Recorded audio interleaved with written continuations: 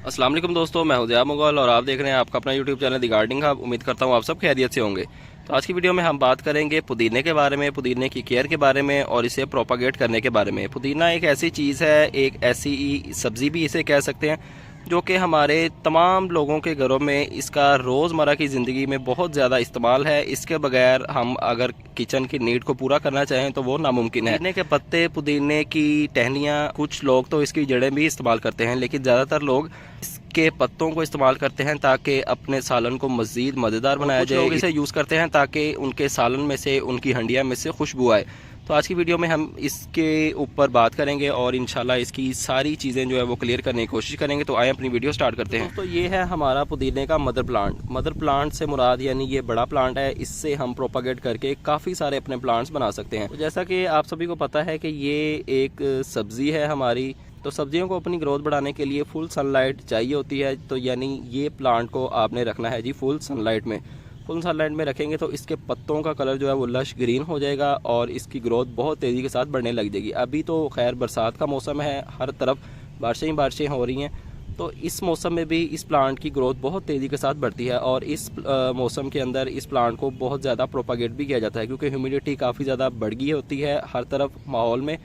तो प्लांट की कटिंग को ह्यूमिडिटी ही चाहिए होती है अपनी ग्रोथ को बढ़ाने के लिए, तो इसको अभी हम प्रोपागेट भी करते हैं एज अ बात ये कि आपने इसको पानी कब कब देना है। जब इसके ऊपर वाला सरफेस एरिया ड्राई हो पॉट का, देन आपने इसको पानी देना है, अदरवाइज इसको पानी नहीं देना। ज़्यादा गर्मी के सीज़न में आप इसके पत्तों के ऊपर पानी का शावर भी कर सकते हैं, यानी हैंड शावर लेके इसके पत्तों के ऊपर भी पानी का शावर कर सकते हैं।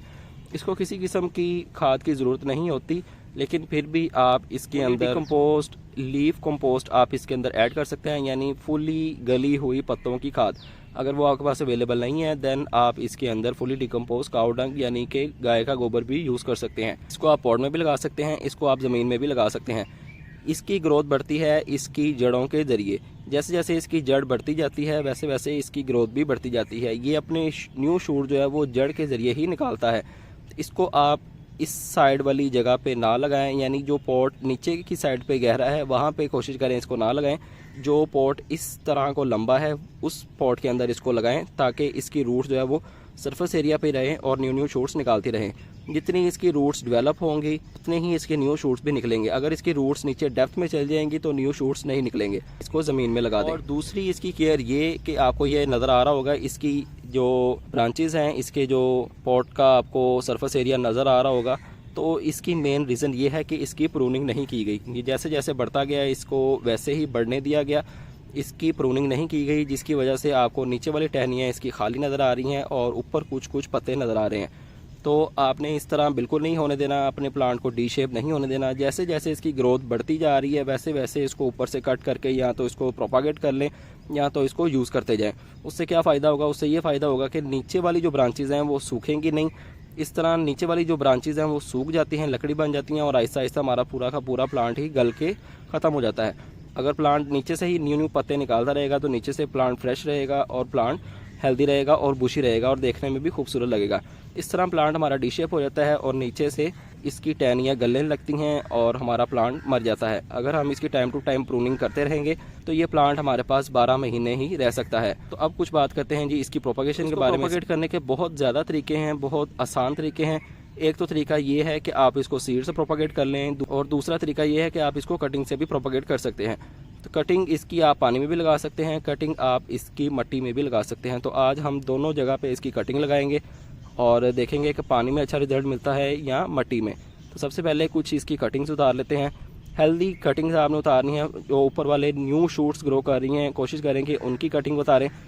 3 से 4 इंच की या मैक्सिमम 4 से 5 इंच की आपने इसकी कटिंग उतारनी है। तो मैं इसकी कुछ कटिंग्स उतार लेता हूँ, देन उनको हम पॉट में भी लगाएंगे और पानी में भी लगाएंगे। कटिंग उतारने के लिए कोई भी टूल यूज़ कर सकते हैं आप, मैं फ़िलहाल ये कटर यूज़ कर रहा हूँ। तो कटिंग आपने उतारनी किस तरह की है और कितनी आपने कटिंग उतारनी, तो ये आप देख सकते हैं। सिंपल मैंने एक कटिंग उतारी है, लेकिन कुछ लोगों को ये आइडिया नहीं होगा कि हमने कटिंग किस तरह उतारनी है। तो मैं आपको आज ये भी क्लियर कर देता हूँ कि आपने कटिंग किस तरह उतारनी है। तो ये जो एरिया है इसको हम कहते हैं जी नोड एरिया। फ्यूचर में यहीं से इसकी रूट्स निकलनी है और फ्यूचर में यहीं से इसकी शूट भी निकलनी है। आप देख सकते हैं 2 छोटे छोटे बड आपको नज़र आ रहे होंगे। फ्यूचर में यहीं से 2 ब्रांचेस निकलेंगी और यहीं से इसकी रूट्स निकलेंगी जो कि ज़मीन के अंदर जाएंगी, शूट्स जाएंगी हवा के अंदर यानी ऊपर वाली साइड पे।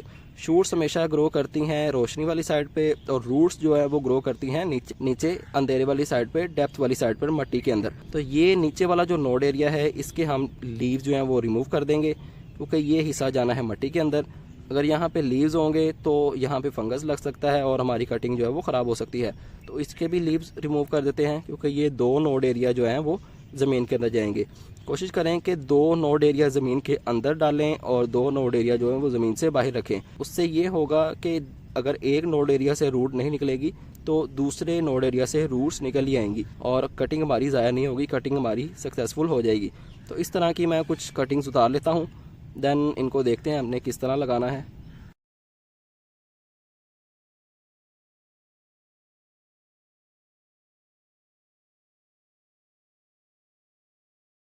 जी तो दोस्तों मैंने कटिंग्स उतार ली हैं और एक पॉट में मैंने मिट्टी भर ली है, और ये प्लास्टिक की बोतल है उसको ऊपर से कट करके उसके अंदर मैंने पानी भर लिया है। इसके नीचे कोई ड्रेनेज होल नहीं है, लेकिन इसके नीचे ड्रेनेज होल है।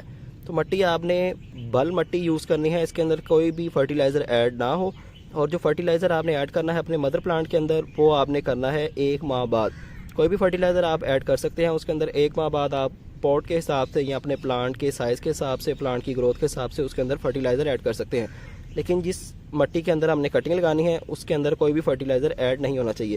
तो एक एक कटिंग अपनी पकड़ते जाएंगे। मिट्टी को मैंने प्रेस नहीं किया, सिंपल मैंने मिट्टी को भर लिया है, इसको मैंने अभी दबाया नहीं है। तो दबाया क्यों नहीं है? ताकि हमारी कटिंग जो है वो आराम से इसके अंदर जाती जाए, देन इसको हम बाद में पटक लेंगे ताकि कटिंग हमारी अच्छे से स्टेबल हो जाए। एक एक कटिंग पकड़ते जाएँ और आराम से इसको प्रेस करेंगे तो ये मिट्टी के अंदर चली जाएगी। बल मिट्टी यूज़ करने का फ़ायदा ये होता है कि उस कटिंग की ग्रोथ बहुत जल्दी से तेज़ी से बढ़ती है, क्योंकि उसके अंदर रेत के कुछ पार्टिकल्स ऐड होते हैं जिसकी वजह से मिट्टी नरम रहती है और अपनी रूट्स डेवलप करने में कोई ज़्यादा मसला नहीं होता। जी तो दोस्तों मैंने अपनी सारी कटिंग्स लगा ली हैं, अब इसको पटक लेते हैं थोड़ा सा, ताकि इसके अंदर जो एयर पॉकेट्स हैं वो ख़त्म हो जाएँ और कटिंग्स हमारी स्टेबल हो जाएँ। हाथ की मदद से, थोड़ा फिंगर की मदद से इसको थोड़ा प्रेस कर लें। बाकी पॉट को आप ज़मीन पे पटकेंगे तो इसके सारे के सारे एयर पॉकेट्स ख़त्म हो जाएंगे। तो अभी इसको पानी देते हैं।